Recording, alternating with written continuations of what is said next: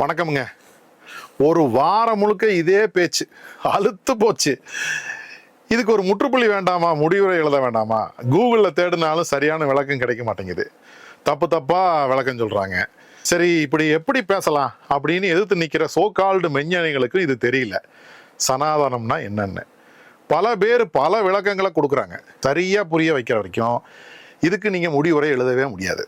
புரிஞ்சுக்கிட்டா அதை பத்தி கவலைப்படவே மாட்டோம். இப்போ சனாதனம் அப்படின்னா என்னன்னு ஒரு தெளிவான முடிவுக்கு வரணும். இதுதான் நமக்கு இன்னைக்கு டார்கெட். இதுக்கு மேல இதை பத்தி பேசக்கூடாதுங்க. நிறைய நேரம் போகுது. அதனால எவ்வளவு பயன் இருக்குமான்னு நம்ம பார்த்தோம்னா ஒன்றும் இல்லை.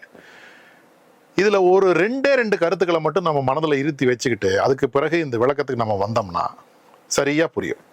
ஒன்று, எங்கேயும் எந்த முடிவையும் உணர்ச்சி வயப்பட்டு எடுக்கக்கூடாதுங்க. இது கொஞ்சம் சிரமம் இருந்தாலும் செஞ்சிடலாம். ரெண்டாவது, நம்மளோட தனிப்பட்ட நம்பிக்கைகளை ஓரங்கட்டி வச்சிடணுங்க. அதாவது நியூட்ரலா இருக்கணும், ஒரு சார்பா இருக்கக்கூடாது, பயாஸ்டா இருக்கக்கூடாது.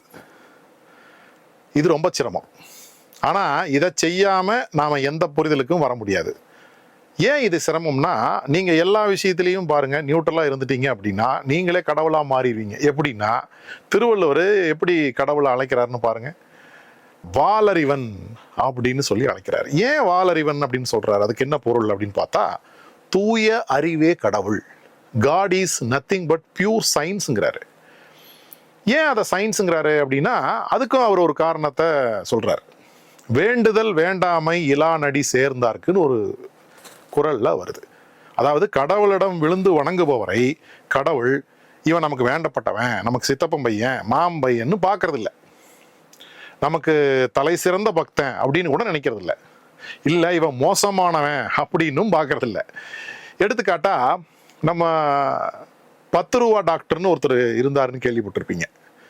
மருத்துவ சேவைக்கு அவர் 10 ரூபா தான் கட்டணமாக வாங்குவார்.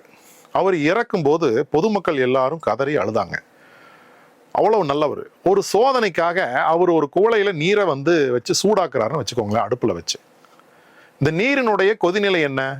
எந்த வெப்பநிலையில நீர் ஆவியா மாறுதுன்னா 100 டிகிரி செல்சியஸ். இது சயின்ஸ். அவர் ரொம்ப நல்ல மனுஷங்க. எல்லாருக்கும் மருத்துவ சேவை ரொம்ப நல்லா செஞ்சாரு. காசெல்லாம் அவ்வளவா வாங்கல. அவருக்கு நம்ம ரொம்ப சிரமத்தை கொடுக்க வேண்டாம். ஒரு 50 டிகிரி சூடாக்குங்க டாக்டர், நான் ஆவியாடுறேன்னு சொல்லுதா? இல்லை. சென்னையில் அண்மையில் ஒருத்தன் குடிக்க காசு கொடுக்கலன்னு பெத்த தாயை அடிச்சு கொண்டு கழுத்துல இருந்த நகையை அறுத்துட்டு போய் குடிச்சான். அவனும் அது போல ஒரு நீரை குவளையில வச்சு சூடாக்குறான்னு வச்சுக்கோங்களேன். அது, டேய் நீ அந்த படுபாவி இல்லை, அப்போ நீ 150 டிகிரி சூடாக்குடா, அப்போதான் நான் ஆவியாவேன்னு சொல்லுதா? இல்லை. அப்போ அறிவியல்ங்கிறது யாரையும் வச்சு பார்க்கறது இல்லைங்க. அது ஃபேக்டுன்னு சொல்லக்கூடிய இயற்கையின்படி நிகழக்கூடிய நிகழ்வுகளினுடைய தொகுப்பு. அதுதான் வேண்டுதல் வேண்டாமை இலானடி சேர்ந்தாருக்கு.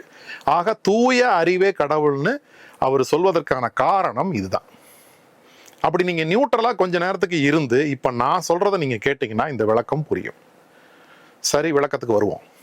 சனாதன தர்மம்ங்கிற சொல்லு தமிழ் சொல் இல்லை, இது நம்ம எல்லாருக்கும் தெரியும். அதுக்கு தமிழ்ல என்ன பொருள்னு பார்த்தா, ஆதியில் தோன்றியது என்றுமே மாறாதது. இவ்வளவுதாங்க இதுக்கு பொருள்.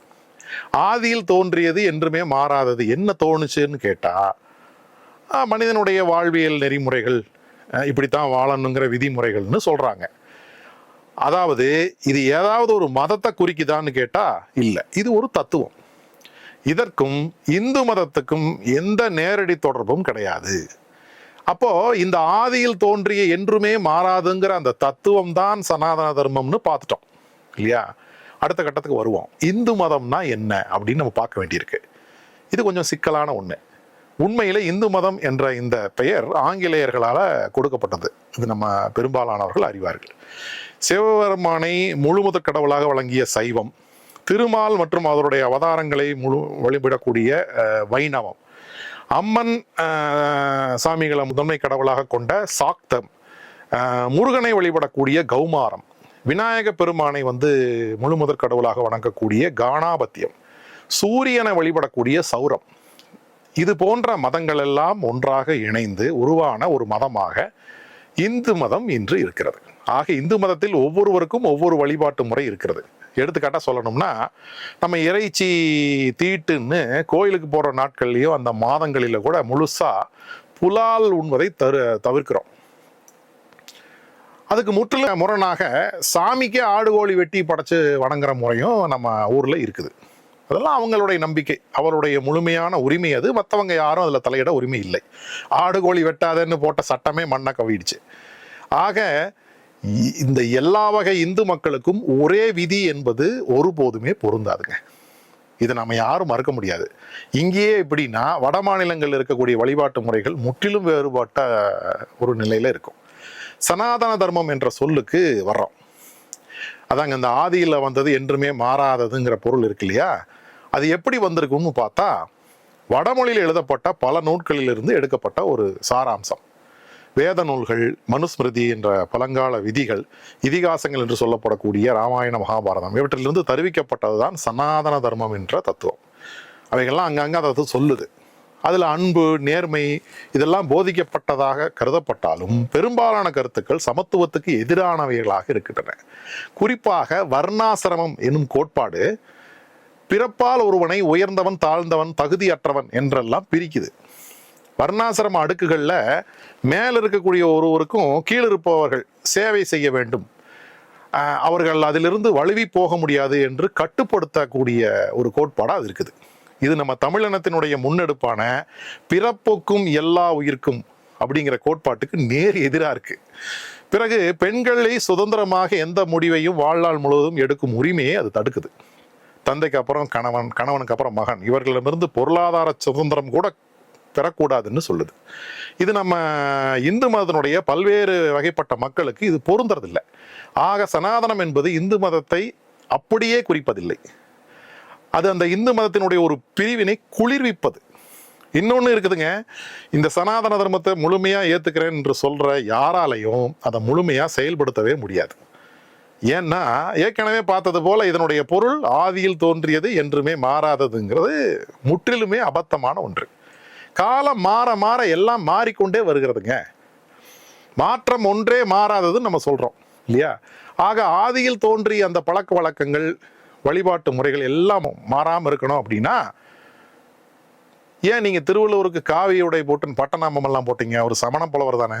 சரி, முஸ்லீமா பிறந்து வாழ்ந்து மறைந்த சாய்பாபாவை எப்படி புதிய கடவுளாக இடைக்காலங்களில் ஏற்றுக்கொண்டீங்க? கவனிங்க, நான் ஏன் ஏற்றுக்கிட்டீங்கன்னு கேட்கல, எப்படி ஏற்றுக்கொண்டீர்கள் தான் கேட்குறேன். அப்போ உங்களுக்கு ஒன்று சாதகமாக இருக்குதுன்னா அதை எந்த உச்சிக்கும் கொண்டுட்டு போவீங்க. கொஞ்சம் எதிர்ப்பாக இருந்தாலும், அவன் நல்லதே செஞ்சாலும் அவனை தூக்கி குப்பையில் போட்டுருவீங்க. ஆக மாறிக்கொண்டே இருக்கும் இந்த புவியில் ஏதோ ஒரு அறிவியல் வளராத ஒரு காலத்தில், சமத்துவம் என்ற ஒன்று என்னவென்றே தெரியாமல் இருந்த காலத்தில், அடிமை காலத்தில் சொல்லப்பட்ட கருத்துக்களை அதற்கு முன்னரே பிறப்புக்கும் எல்லா உயிர்க்கும் என்றும், பல்லாயிரம் ஆண்டுகளுக்கு முன்னரே யாதும் ஊரே யாவரும் கேளீர் என்றும் சொன்ன நம்ம தமிழினம் எப்படி ஒப்புக்கொண்டு எதுவுமே மாறாது என்று சொல்லி பின்பற்ற முடியும்? ஆக ஏதோ ஒருவர் சொன்னார் சனாதனத்தை ஒழிப்போம் என்று உணர்ச்சி வசப்பட்டு பேசாமல் நாம எல்லாரும் பொறுமையா எண்ணி பார்க்கணும். உண்மையான சனாதானத்தை யாரும் கடைபிடிக்க முடியாது என்பதை விட அதற்கு நம்ம மனமே ஒப்புக்கொள்ளாது என்பதுங்கிறதா உண்மை. சரி, வர்ணாசிரமத்தை கடைபிடிக்க முடியுமா இன்னைக்கு? அப்படின்னா உங்களுக்கு அடிமையாக ஒரு இனமே வேண்டும். யார் வருவா? ராமாயணத்துல சம்புவனை ராமன் ஏன் கொன்னான்னு பார்த்தீங்கன்னா, சனாதனத்துக்கு எதிராக பிராமணன் அல்லாதவன் தவன் செய்வது தவறு, படிக்கிறது தவறு என்று சொல்லி கொடுக்கறது தானே அந்த தத்துவம். குலத்தொழில் மட்டும்தான் செய்யணும்னு இன்னைக்கு ஒருத்தர் நீங்க கட்டிப்படுத்தி விட முடியுமா? அவனெல்லாம் இப்ப படிச்சு பெரிய வேலைக்கெல்லாம் போயிட்டான். அவங்க ஏணியில உங்களுக்கு கீழே உட்காருவான்னு கேட்டீங்கன்னா வரமாட்டான். உங்க வீட்டு பெண்களை நீங்க கட்டுப்படுத்தி வைத்திருக்க முடியுதா? செய்தால் இன்று நீங்கள் கம்பி எண்ண வேண்டியிருக்கும். அத்தனை புரட்சிகளும் புதுமைகளும் இங்கே நடந்தேறிவிட்டது. பாரதியார் எழுதின கண்ணன் பாட்டுங்கிற தொகுப்புல அவர் என்ன சொல்றான்னு பாத்தீங்கன்னா, சாத்திரம் கோடி வைத்தால் அவை தம்மினும் உயர்ந்தோர் ஞானம் வைத்தால் மீத்திடும் பொழுதினிலே நான் வேடிக்கை உறக் கண்டு நகைப்பதற்கே கோத்த பொய் வேதங்களும் மத கொலைகளும் அரசரதம் கூத்துக்களும் மூத்தவர் பொய் நடையும் இளமூடதம் கவலையும் அவள் புனைந்தாள் அப்படின்னு ஒரு பாடல்ல சாத்திரங்களும் கோத்த வேதங்களும் நகைக்கும்படியாக இருக்கின்றன, அவை பயன்படுத்துவதற்கான அருகதையை பெற்றிருக்கவில்லைங்கிற அவர் தெளிவா சொல்றாரு. மத கொலைகள்னு வேற ஒரு சொல்ல பயன்படுத்துறாரு. மூத்தவர் பொய் நடைன்னு அவர் எதை சொல்றாரு தெரியுதா? புராணங்களை தான், வேற எதைய. வள்ளலார் எடுத்துக்கோங்களேன், 4 வருணம், இந்த வர்ணாசிரமம் சொல்லக்கூடிய இந்த 4 வருணம், ஆசிரமம், ஆசாரம் முதலா நவீன்றகலை சரிதம் எல்லாம் பிள்ளை விளையாட்டுங்கிறார். அதாவது இதெல்லாம் சிறுபிள்ளைத்தனம், அறிவிலிகளோட செயல்ங்கிறார். பாரதியாரை விட ஒரு தேசபக்தனை நம்ம பார்க்க முடியாது, அத்தனை பாட்டு எழுதியிருக்கிறாரு சுதந்திரத்துக்காக. வள்ளலாரை விட ஒரு ஆன்மீகவாதி நீங்க பார்க்கவே முடியாது. இவங்களை விடவா நீங்க பக்திமானா இருந்துட போறீங்க? அப்போது இருந்த வள்ளலார், பாரதியார் போன்றவர்களே சனாதனத்தை ஏத்துக்கலைங்கிற போது இந்த காட்சியெல்லாம் பாருங்களேன்.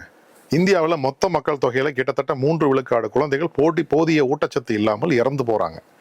இந்த நிலையில 11,000 லிட்டர் பாலை நர்மதை ஆற்றுல கலந்து நேர்த்தி கடன் செய்யறங்கிற பேர்ல இவங்க பண்ற அந்த அட்டூழியத்தை காணொலியில் நீங்க பார்த்திருப்பீங்க. இந்த 11,000 லிட்டர் பால் எத்தனை குழந்தைகளுக்கு வயிற்றுக்கு தேவைப்பட்டிருக்கும்? இதனால் அந்த நதி எவ்வளவு மாசுபட்டிருக்கும்? இதை தடுக்குதா சனாதனம்? அதுக்கப்புறம் ஒரு காணொளி வந்தது, அதை நீங்க பாத்தீங்களான்னு தெரியல. டின்கள்ல நெய்யை எடுத்துட்டு போய் ஆத்துல ஊத்துறாங்க. அந்த ஆற்றில் வாழக்கூடிய உயிரினங்கள் பாதிக்கப்பட்டு அழிந்து போகாதா? இதை சனாதனம் எதிர்க்கவில்லையே. அறிவியல் சான்றுகளோடு மாட்டுச்சாணத்தையும் மாட்டு சிறுநீரையும் தொடுவதாலும் அருந்துவதாலும் கிருமிகள் தொற்று ஏற்பட்டு அது ஒரு விலங்கு தான், நமக்கு உடல்நலம் பாதிக்கப்படும்ங்கிறத இப்படியெல்லாம் செய்யாதீங்கடாங்கிறத சனாதனம் சொல்லுதா? பண்டிகைங்கிற பேர்ல வெட்டி பயல்கள் வேதிப்பொருட்கள் கலந்த பொடிகளை, பல வண்ண பொடிகளை தூவிட்டும் பூசிட்டும் பெண்களை சீன்றதும் சிறுமையில திளைக்கிறதும் தப்புன்னு சனாதனம் சொல்லுதா? சாமியார்களும் சாமியாரிணிகளும் அவங்க இன்பத்துக்காக நான் தான் சாமினும் எனக்கு பணிவிடை செய்யுங்கன்னு சொல்லி காசு அனுப்புங்கன்னு சொல்லி வசூல் பண்றாங்களே, மக்களை மூடர்களாக்குறாங்க. இந்த கொடுமையை சனாதனம் தடுக்குதா? மத்திய பிரதேசத்தில் ஒரு பள்ளியில பாத்தீங்கன்னா பாடநூல் தாள்களை கிழித்து அதுல சோறு போட்டு சாப்பிட வச்சிருக்கானுங்க. இதுதான் சனாதனம் சொல்லி கொடுப்பதா? அதே சாதிக்காரன் தான் அந்த தொழிலை செய்யணும்னா கம்ப்யூட்டர் ஆப்ரேட்டராகவும் சாஃப்ட்வேர் இன்ஜினியராகவும் சிஎன்சி ஆப்ரேட்டராகவும் ப்ரோக்ராமராகவும் இவங்கெல்லாம் எந்த சாதியில் பிறந்தவங்க அந்த வேலைக்கு வந்திருக்க முடியும்? சரி, இப்படியெல்லாம் நாம் கேட்டோம்னா சனாதன சமாதானிகள் கொஞ்சம் பேர் இருக்காங்க. அவங்க இதெல்லாம் தவறாக எது இருக்குதோ அதையெல்லாம் நீக்கிடுவோமே, நாம் நல்லதை மட்டும் பார்த்துக்குவோமே அப்படின்னு சொல்கிறாங்க. அப்போது நான் ஒன்று கேட்குறேன், பெரியார் அப்படிங்கிற பேரை கேட்டதுமே அவரை சொரியார்னும் மறுமணம் பண்ணவரும் மூத்திரச்சட்டின்னும் பேசுகிறீங்களே, அவர் சொன்னதில் கடவுள் மறுப்பு மட்டும்தான் இருந்துச்சா? இன்னைக்கு சனாதானிகள் பெண்களை பட்டப்படிப்பு படிக்க வைக்கிறார்கள், அவர்கள் பெண்களை. அதைத்தானே அவர் அன்னைக்கும் பெண்களை வீட்டில் பூட்டி வச்சிருந்தப்பவும் கள்ளிப்பாலை ஊற்றி கொன்னப்பவும் சொன்னாரு. யார் எந்த கருத்தை சொன்னாலும், நானே அதை சொன்னாலும் உன்னோட மூளைக்கும் உன் அறிவுக்கும் சரின்னு படுறதை மட்டும் செய்யின்னு சொன்னாரே. ஒரு பொதுமக்கள் ஏற்றுக்கொண்ட தலைவர் ஒருவர் யாராவது நம்ம நாட்டில் சொல்லியிருக்காங்களா? நான் சொல்றதையே சிந்திச்சு பார்க்காதீங்கயா, உங்களுக்கு எது சரின்னு படுதோ ஆராய்ச்சி பண்ணி கண்டுபிடிச்சு அதுபடி செயல்படுங்க, நான் சொல்றதை கேட்காதீங்கன்னு ஒரு தலைவர் சொன்னார்னா அந்த தலைவரை காட்டுங்க பார்ப்போம். ஆக இந்த சனாதான சண்டையினை விட்டு சமாதானமா போய் மனிதனும் அவன் பழக்க வழக்கங்களும் சமூகமும் மாறிக்கொண்டே இருப்பதை ஏற்றுக்கொண்டு அவன் வேலையை அவன் பார்ப்போம். இங்க சாமி கும்பிடுறவனை யாரும் தடுக்க போறதில்லை, அது தடுக்கவும் முடியாது.